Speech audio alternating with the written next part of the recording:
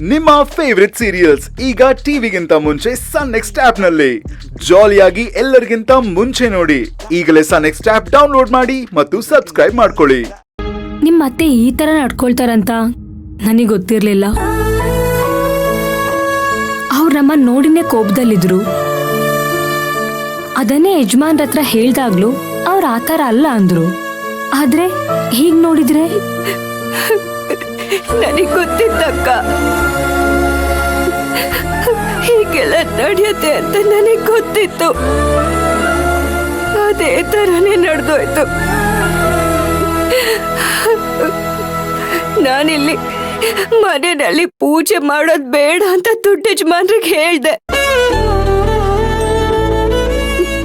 ಆದ್ರೆ ಏನು ತೊಂದ್ರೆ ಆಗ್ತಿರೋ ತರ ನಾನ್ ನೋಡ್ಕೋತೀನಿ ಅಂತ ಹೇಳಿದ್ರು. ಹೀಗೆಲ್ಲ ನಡೆಯೋದಕ್ ಬಿಟ್ಬಿಟ್ರಲ್ಲ ಅಕ್ಕ.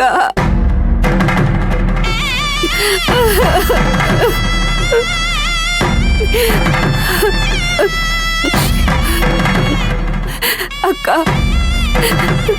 ಈ ಸೀರೆ ನಮ್ಮಮ್ಮಗ್ ತುಂಬಾ ಇಷ್ಟ. ಅದಕ್ಕೆ ಈ ಸೀರೆನ ಯಾವಾಗ್ಲೂ ನನ್ನ ಜೊತೆನೆ ಇಟ್ಕೊಂಡಿರ್ತೀನಿ.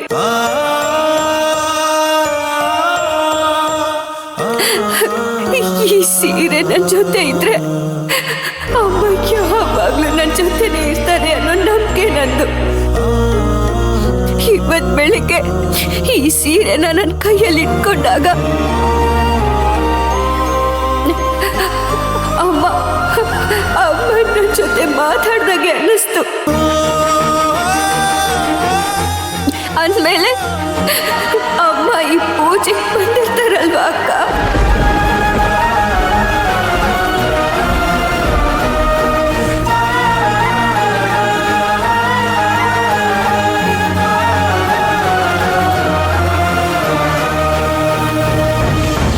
ಇಲ್ಲಿ ಸುತ್ತಮುತ್ತ ಅವ್ರ ಆತ್ಮ ಇದನ್ನೆಲ್ಲ ನೋಡ್ತಾ ಇರುತ್ತಲ್ವಾ ಅಕ್ಕ.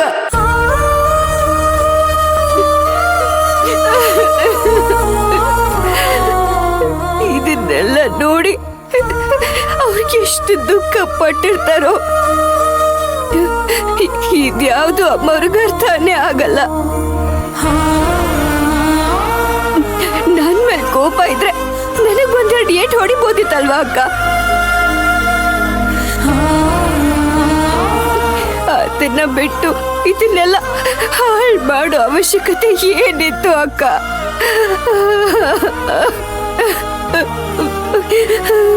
ಇತ್ತ ಅಕ್ಕ. ಮಯೂರಿ, ಸಮಾಧಾನ ಮಾಡ್ಕೊ. ನೋಡು, ಇದನ್ನೆಲ್ಲ ಪ್ರಶ್ನೆ ಮಾಡ್ಬೇಕಾಗಿದ್ದ ನಿನ್ ಗಂಡ ಮಾವನ ಏನೋ ಮಾತಾಡ್ದೆ ಹೊರಟೋದ್ರು. ಈಗ ನೀನಾದ್ರೆ ನನ್ನಿಂದ ನೋಡೋದಕ್ಕಾಗಲ್ಲ ಮಯೂರಿ. ಅಕ್ಕ, ನಾನಿಲ್ಲಿ ಯಾಕಿರೋದಿಲ್ಲ ಅಂತ ನಿನಗೆ ಇವಾಗ ಅರ್ಥ ಆಗಿರುತ್ತಲ್ವಾ ಅಕ್ಕ?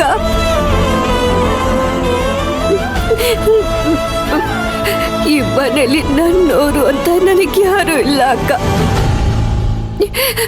ಇದು ನನ್ನ ಪ್ರಪಂಚ ಅಲ್ಲ. ಎಲ್ರೂ ಅವ್ರ ಸ್ವಾರ್ಥಕ್ಕೋಸ್ಕರ ಬದುಕ್ತಿದ್ದಾರೆ. ನನ್ ಸಂತೋಷ ಯಾರಿಗೂ ಬೇಕಾಗಿಲ್ಲ ಅಕ್ಕ. ನಿಮ್ಗೊಂದು ವಿಷಯ ಗೊತ್ತಾ ಅಕ್ಕ? ನಮ್ಮೂರಲ್ಲಿದ್ದಾಗ ನಾನು ತುಂಬಾ ಧೈರ್ಯವಂತೆ ಆಗಿದ್ದೆ. ಎಲ್ರು ನನ್ನ ನೋಡಿ ಹೆಣ್ಮಗು ಅಂದ್ರೆ ಮಯೂರಿ ತರ ಇರ್ಬೇಕು ಅಂತ ಹೇಳ್ತಿದ್ರು. ಹಾಗೆ ನನ್ನಿಬ್ರು ತಂಗಿತಿರ್ನು ಧೈರ್ಯವಾಗಿ ಬೆಳೆಸಿದ್ದೀನಿ.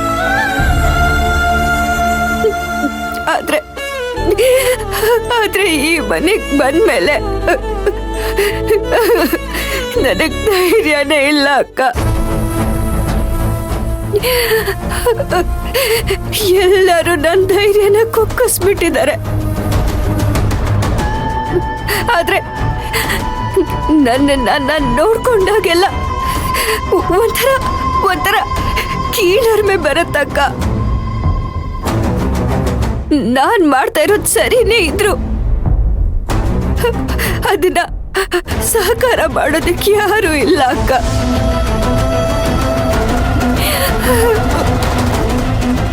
ನೋಡು, ನೀನೇನ್ ಅನ್ನೋದು ನನಗೆ ಗೊತ್ತು. ಇಲ್ಲಿ ನಿನಗೆ ಯಾರು ಸಪೋರ್ಟ್ ಮಾಡ್ತಿದ್ರು ಪರವಾಗಿಲ್ಲ. ನಿನ್ನ ಅಕ್ಕನ್ ಪಡ್ಕೊಳ್ಳೋದಕ್ಕೆ ನೀನ್ ಹೋರಾಡ್ಲೇಬೇಕು. ಎಲ್ರ ಮನ್ಸನ್ ಗೆಲ್ಲೋ ಕಡೆ ಹೆಜ್ಜೆ ಇಡು. ಇಲ್ಲ ಅಕ್ಕ, ಇಲ್ಲ. ಹಾರ್ತಿದ್ದ ಹಕ್ಕಿ ರೇಖೆನ ಮುರ್ತಿರೋ ಪರಿಸ್ಥಿತಿ ನಂದು. ರೇಖೆನ ಇಲ್ಲ ಅಂದ್ಮೇಲೆ ಹೇಗ್ ಹಾರೋದಿಕ್ಕಾಗತ್ತಕ್ಕ? ಮೋಸದಲ್ಲಿ ತಾಳಿ ಕಟ್ಟಿ ನನ್ನನ್ನ ಈ ನರ್ಕಕ್ಕೆ ತಂದು ಬಿಸಾಕ್ಬಿಟ್ಟಿದ್ದಾರೆ. ಅವರೆಲ್ಲ ಸಂತೋಷವಾಗಿದ್ದಾರೆ. ಆದ್ರೆ ನನ್ ಸಂತೋಷ,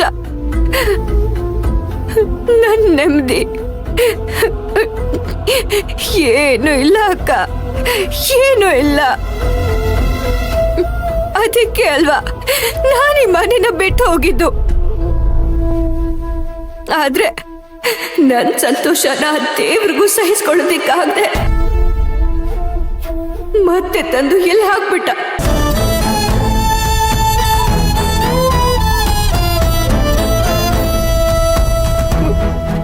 ಮತ್ತೆ ತಂದು ಹಾಕ್ಬಿಟ್ಟ ಅಕ್ಕ.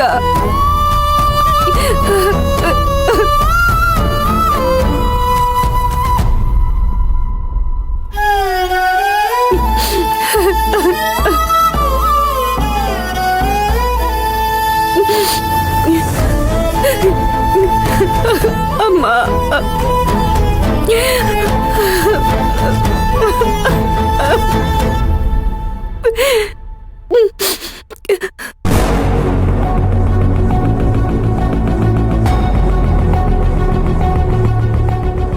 ರಾಜೇಶ್ವರಿ, ನೀನಿವತ್ತು ಮಯೂರಿ ವಿಷಯದಲ್ಲಿ ನಡ್ಕೊಂಡಿದ್ದು ಸ್ವಲ್ಪನೂ ಸರಿ ಇಲ್ಲ.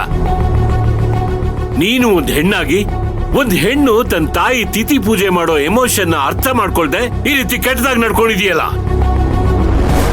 ಅವಳು ನನಗೆ ನೆನ್ನೆನೆ ಹೇಳಿದ್ಲು, ನಾನು ಈ ಪೂಜೆನ ವಿಜಿ ಮನೇಲಿ ಮಾಡ್ತೀನಿ, ಇಲ್ಲಿ ಮಾಡಿದ್ರೆ ನೀನ್ ತೊಂದರೆ ಕೊಡ್ತೀಯ ಅಂತ. ಆದ್ರೆ ನಾನೇ ಹೇಳ್ದೆ, ಈ ಪೂಜೆನ ಬೇರೆಯವ್ರ ಮನೇಲಿ ಮಾಡಿದ್ರೆ ಚೆನ್ನಾಗಿರಲ್ಲ, ನಮ್ಮ ಮನೆಯಲ್ಲೇ ಮಾಡು ಅಂತ. ಓಹೋ, ಇದ್ರ ಹಿಂದೆ ನಿಮ್ ಕೈವಾಡನೂ ಇದ್ಯಾ? ಅವಳು ಎಲ್ಲಾದ್ರೂ ಹೋಗಿ ಏನಾದ್ರೂ ಮಾಡ್ಕೊಂಡು ಸಾಯಿಲಿ ಅಂತ ಬಿಡೋದ್ ಬಿಟ್ಟು ಇಲ್ಲೇ ಮಾಡು ಅಂತ ನೀವ್ ಯಾಕೆ ಹೇಳಿದ್ರಿ? ಯಾಕೆ ಅಂದ್ರೆ ಇಂಥ ಪೂಜೆ ವಿಷಯದಲ್ಲಿ ನೀನು ಅವಳಿಗೆ ತೊಂದರೆ ಕೊಡೋದಿಲ್ಲ ಅನ್ನೋ ನಂಬಿಕೆಯಿಂದ. ಆದ್ರೆ ನೀನು ಆ ನಂಬಿಕೆನ ಸುಳ್ಳು ಮಾಡ್ಬಿಟ್ಟೆ. ನಾನ್ ಯಾವ ನಂಬಿಕೆನ ಸುಳ್ಳು ಮಾಡಿಲ್ಲ ಚಂದ್ರು. ಇಷ್ಟು ದಿನ ನಾನು ಅವಳ ಜೊತೆ ಹೇಗ್ ನಡ್ಕೊಂಡಿದ್ದೀನೋ ಅದೇ ರೀತಿ ಈಗ್ಲೂ ನಡ್ಕೊಂಡಿದ್ದೀನಿ. ಎಲ್ಲಾ ಸಮಯನೂ ಒಂದೇ ರೀತಿ ಇರೋದಿಲ್ಲ ರಾಜೇಶ್ವರಿ. ಇದು ಅವಳ ತಾಯಿ ತಿಥಿ ಪೂಜೆ ವಿಷಯ. ನಿನಗ್ ಚೆನ್ನಾಗ್ ಗೊತ್ತು ಅವಳು ಅವಳ ತಾಯಿನ ತುಂಬಾ ಪ್ರೀತಿಸ್ತಾಳೆ ಅಂತ. ಚಿಕ್ಕ ವಯಸ್ಸಲ್ಲೇ ಅವಳ ತಾಯಿನ ಕಳ್ಕೊಂಡಿರೋಳು. ಇವತ್ತು ಈ ಮಟ್ಟಕ್ಕೆ ಬದುಕನ್ನ ಕಂಡ್ಕೊಂಡಿದ್ದಾಳೆ. ಈ ರೀತಿ ಪೂಜೆ ಮಾಡದೆ ತಾಯಿ ಆಶೀರ್ವಾದ ಸಿಗತ್ತೆ ಅನ್ನೋ ನಂಬಿಕೆ ಇದೆ ಅವಳಿಗೆ. ಈ ನಂಬಿಕೆ ವಿಷಯದಲ್ಲಿ ನೀನು ಈಗೊಂದು ತೋರಿಸ್ಬಿಟ್ಟೆ. ಈಗ ನೀನು ಅವಳಿಗೆ ಅವಮಾನ ಮಾಡ್ಬಿಟ್ಟೆ ಅಂತ ಖುಷಿಯಾಗಿರ್ಬೋದು, ಆದ್ರೆ ನೀನು ಅವಮಾನ ಮಾಡಿದ್ದು ನನಗೆ, ನನ್ನ ನಂಬಿಕೆಗೆ.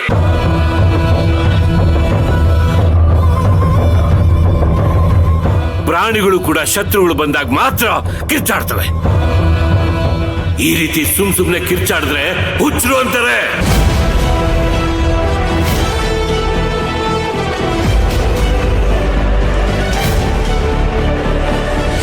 ಅಂದ್ರೆ ನೀವು ನನ್ನನ್ನ ಮೃಗ ಅಂತ ಹೇಳ್ತಾ ಇದ್ದೀರಾ? ಅದನ್ನ ಇಂಡೈರೆಕ್ಟ್ ಆಗಿ ಯಾಕೆ ಹೇಳ್ತಾ ಇದ್ದೀರಾ? ನೇರವಾಗಿ ನೀನು ಮೃಗ ಅಂತಾನೆ ಹೇಳಿ. ನಿಮ್ ಜೊತೆ ಇಷ್ಟು ವರ್ಷ ಸಂಸಾರ ಮಾಡಿದ್ದಕ್ಕೆ ಅದನ್ನು ಕೇಳಿ ಪಾವನ ಆಗೋಗ್ತೀನಿ. ನಾನು ಯಾಕೆ ಇಷ್ಟು ಕೋಪದಲ್ಲಿ ಹೇಳ್ತಿದ್ದೀನಿ ಅನ್ನೋದನ್ನ ನೀನ್ ಅರ್ಥ ಮಾಡ್ಕೊಳ್ತಿಲ್ಲ ರಾಜೇಶ್ವರಿ. ಅರ್ಥ ಆಗೋದಕ್ಕೆ ಇನ್ನೇನು ಉಳಿದಿದೆ ಚಂದ್ರು? ನಿಮಗೆ ನನಗಿಂತ ಆ ಕೆಲಸದವಳೆ ಹೆಚ್ಚಾಗ್ಬಿಟ್ಟಿದ್ದಾಳೆ. ಅದಕ್ಕೆ ನನ್ನ ಮೇಲೆ ಕೋಪ ಮಾಡ್ಕೊಂಡು ಕೂಗಾಡ್ತಾ ಇದ್ದೀರಾ. ಇದ್ರಲ್ಲೇ ಗೊತ್ತಾಗ್ತಾ ಇದೆಯಲ್ಲ ನಮ್ಮ ಮನೆಯವ್ರನ್ನ ಅವಳು ಇಷ್ಟು ಬದಲಾಯಿಸ್ತಾ ಇದ್ದಾಳೆ ಅಂತ.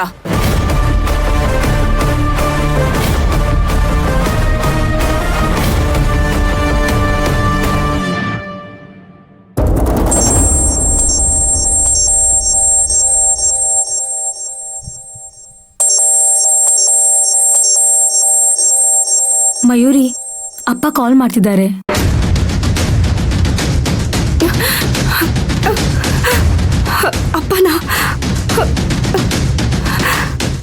ಸಮಯದಲ್ಲಿ ಮಾತಾಡಬೇಡ. ಇದೆಲ್ಲ ಮುಗ್ದಾದ್ಮೇಲೆ ಮಾತಾಡು.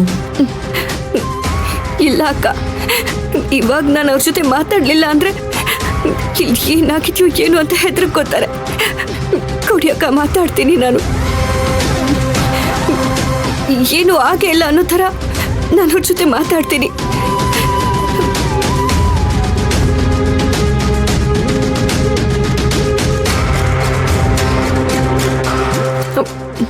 ಅಪ್ಪ, ಮಗಳೇ, ನಿಮ್ಮ ಅವ್ವನ ಕಾರ್ಯ ಎಲ್ಲ ಮಾಡ್ದೇನವಾ?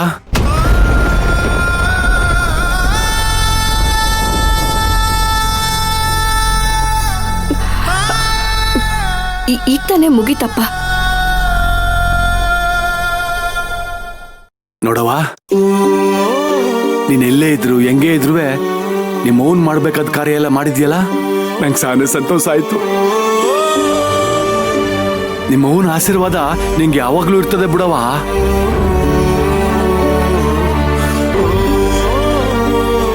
ಅಂದಂಗೆ ಅಮ್ಮವರು ನಿಂಗೇನು ತೊಂದರೆ ಮಾಡ್ಲಿಲ್ವೇನವಾ?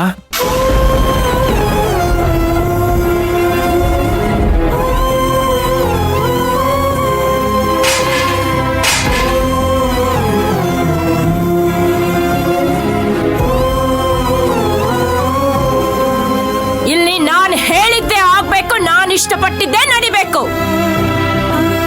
ಅದು ಬಿಟ್ಟು ಹಾದಿ ಬೀದಿಲಿ ಹೋಗೋರ್ನೆಲ್ಲ ಕರ್ಕೊಂಡು ಬಂದು ತಿದಿ ಪೂಜೆ ಮಾಡೋದಕ್ಕೆ ನಾನ್ ಬಿಡಲ್ಲ. ನಂಗೆ ಗೊತ್ತು ಬಿಡವಾ, ಇಂಥ ಕಾರ್ಯಗಳಲ್ಲಿ ಯಾರು ಯಾರಿಗೂ ತೊಂದರೆ ಮಾಡಾಕಿಲ್ಲ. ಅವ್ರ ದೊಡ್ಡ ಮನ್ಸಿಂದಾನೆ ನಿನ್ ಜೊತೆ ಸೇರ್ಕೊಂಡು ಪೂಜೆ ಮಾಡಿರ್ತಾರೆ ಅವರುವೆ.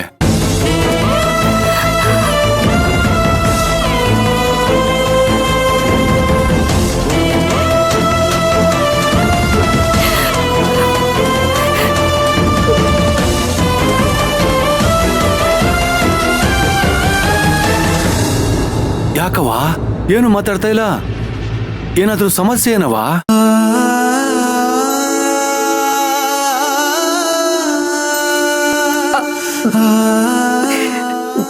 ಏನೂ ಇಲ್ಲಪ್ಪ. ಪೂಜೆಗೆ ಎಲ್ರು ಬಂದಿದ್ರಲ್ಲ, ಅವ್ರನ್ನ ಮಾತಾಡಿಸ್ತಿದ್ದೆ. ನಾನು ಹಿಂಗೆ ಆಮೇಲೆ ಫೋನ್ ಮಾಡ್ತೀನಪ್ಪ.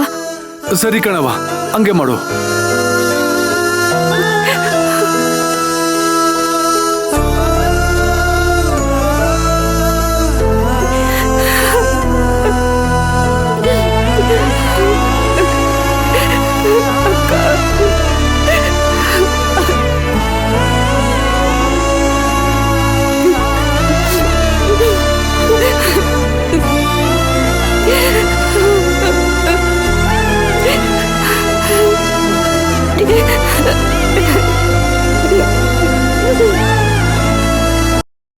இன்னும் பல வீடியோக்களை காண சன் லைஃப் சேனலை சப்ஸ்கிரைப் பண்ணுங்க.